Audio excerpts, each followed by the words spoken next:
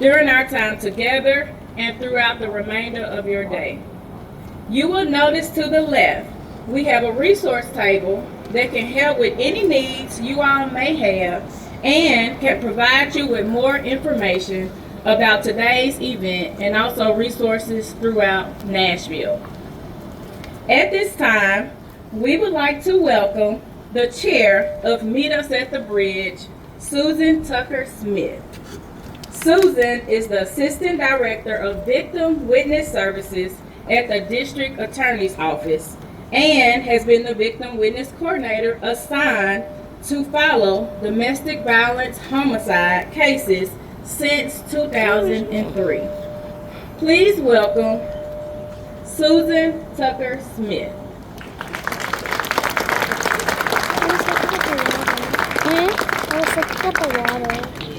Okay.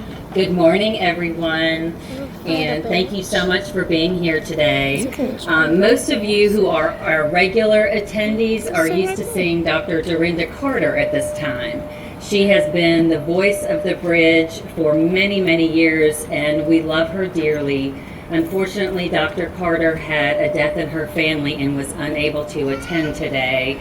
So I will do my best to sort of fill in for her. I will certainly not fill her shoes, but we send our best to Dr. Carter and her family, and we certainly want to see her back with us next year.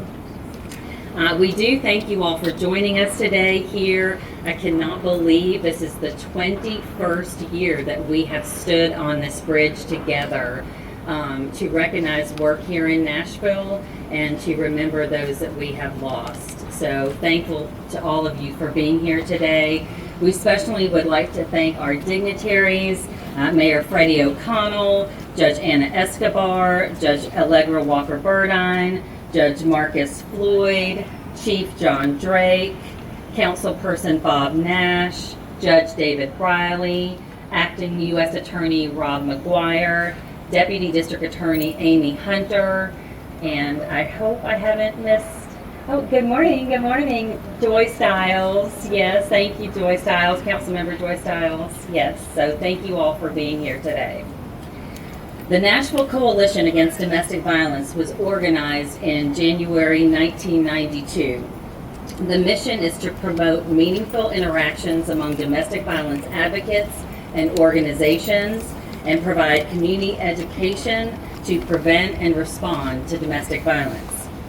Meet Us at the Bridge began in 2005 when Gene Crow and other members of the Nashville Coalition Against Domestic Violence wanted to start an event to commemorate Domestic Violence Awareness Month. The event was to have a two-part program to recognize those professionals who have put forth great effort in working to end domestic violence and to create a memorial service for those victims in our community who lost their lives to domestic violence. This event has always been on the John Siegenthaler Bridge on a Saturday in October. We have recognized many individuals and organizations for their commitment and dedication to our community. In addition, standing on this bridge, we have tossed 202 roses for those we have lost. Today, we add an additional 12 names to that list. Mayor O'Connell has been a long-time attendee and supporter of this event, and we are so thankful for his commitment. His presence has spoken volumes, and we look forward to continue working with him on his efforts to improve victim safety and offender accountability. Please welcome the Mayor of Nashville and Davidson County, Mayor Freddie O'Connell.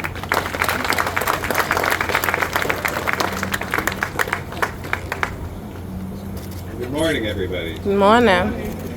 I can't remember how I first heard about this event, but I will say it's such a fundamental part of our recognition locally of Domestic Violence Awareness Month, and I hope you all will help me recognize Susan, Daphne, the Nashville Coalition, as they have put this event on for 21 years. Thank you all.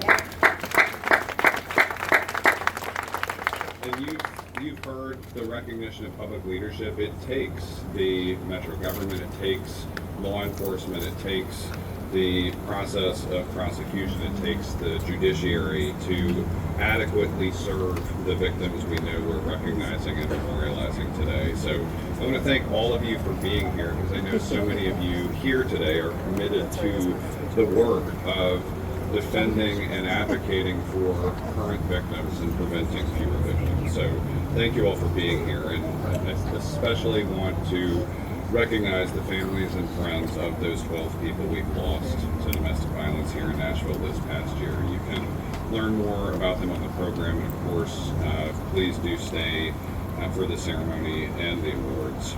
We are honoring memories today of this special service, and we have to continue honoring them after today with the work that continues. We know that as grief brings us together, purpose must drive us forward.